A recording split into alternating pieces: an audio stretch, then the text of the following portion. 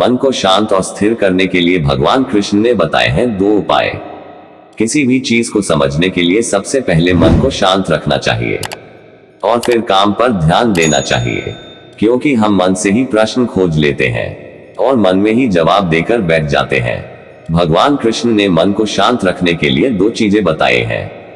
भगवद गीता में भगवान श्री कृष्ण कहते हैं, मन का बेचैन होना उसका स्वभाव है।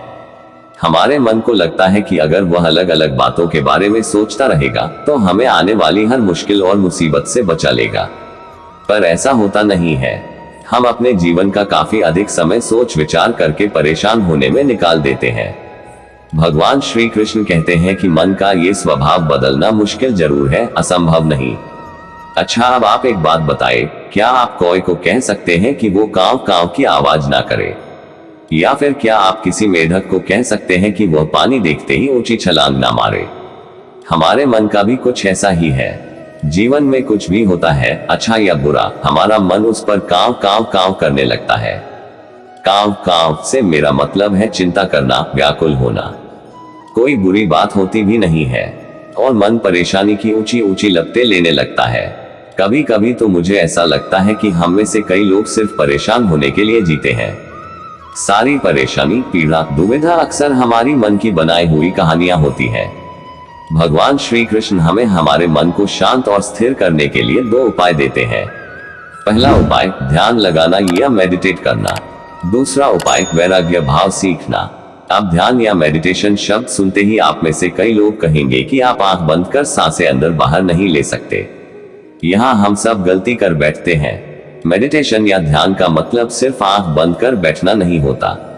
मेडिटेशन का मतलब होता है अपना पूरा ध्यान किसी चीज पर लगाना और उससे हटने नहीं देना।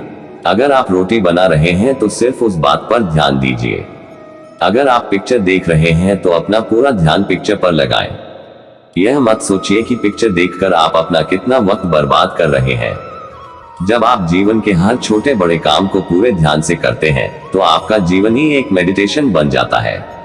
ऐसे जीवन में शांति, स्थिरता, साहस और सफलता का होना अनिवार्य है। वैराग्य भाव दूसरा उपाय है। वैराग्य का अर्थ यह नहीं कि आप सब कुछ छोड़कर जंगल में जाकर बैठ जाएं। वैराग्य का सच्चा अर्थ है कि आप जो काम कर रहे हैं उसका क्या नतीजा या रिजल्ट निकलेगा, उसकी चिंता ना करें।